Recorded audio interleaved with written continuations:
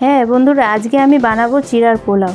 এই চিড়ার পোলাওটা সকাল সন্ধ্যায় টিফিন হিসাবে খাওয়া যায়। সবার প্রথমে কড়াইতে তেল দিয়ে দিলাম, এবার তেলটা গরম করতে দিলাম। এদিকে আমি পেঁয়াজ লঙ্কাটা কুচি করে নিচ্ছি। লঙ্কাটা ভাজা হয়ে গেছে, এবার পেঁয়াজটা দিয়ে দিলাম। এবার লঙ্কা আর পেঁয়াজটা আমি ভালো করে ভেজে নেব।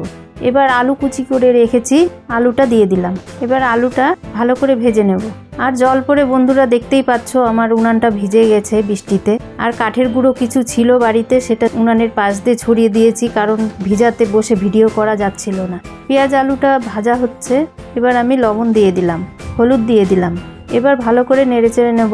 এই দেখো আলুটা ভাজা ভাজা হয়ে আসছে। ভিডিও কখনো আমি উনানেও করি, কখনো আমি আবার গ্যাসেও করি। যেহেতু আমাদের গ্রামের বাড়ি, সেহেতু উনানের ব্যবস্থাটা বাড়িতে আছেই। এবার আমি দেখে নেব আলুটা আমার সিদ্ধ হয়েছে কিনা। আলুটা আমার সিদ্ধ হয়ে এসেছে। এদিকে আমি চিড়াটা ভিজিয়ে রেখেছি। চিড়া কিন্তু বন্ধুরা বেশিক্ষণ ভিজালে খুব নরম হয়ে যাবে এবং খেতে ভালো লাগবে না। সেই জন্যে আমি চিড়াটা অল্প সময় ভেজাবো। তার আগে আমি ডিম দিয়ে দিলাম। চিড়ার পোলাও সেহেতু নানা রকম জিনিস দিলে আরও বেশি সুস্বাদু হয়। আর বাচ্চারা খেলে পরে ডিমে প্রোটিন থাকে, বাচ্চাদের খাওয়া খুবই ভালো। চিড়াটা ভিজিয়ে রেখেছিলাম, যে চিড়াটা, সেই চিড়াটা দিয়ে দিলাম। এবার ভালো করে নেড়ে চেড়ে নেব। এটা কিন্তু জল খাবার হিসাবে খুব সুন্দর একটা খাবার। বাচ্চা থেকে বয়স্ক মানুষ সবাই খেতে পারে, কোনো এটাতে ক্ষতি হয় না। গরম মশলা দিয়ে দিলাম যাতে একটু সুন্দর গন্ধ বেরোয়। ধনে করে দিয়ে দিলাম একটু। বড় থেকে ছোট সবাই এই খাবারটা খেতে পারে।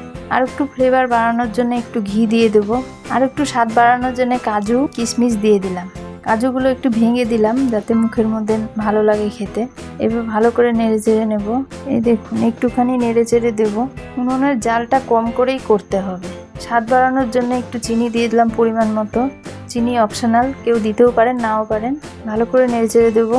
হয়ে এসেছে আমার চিড়ার পোলাওটা। এটা কিন্তু খেতে খুব টেস্টি হয়।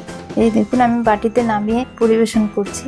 এরকম নতুন নতুন রান্নার ভিডিও দেখতে হলে আমার চ্যানেলটা সাবস্ক্রাইব করে দেবেন।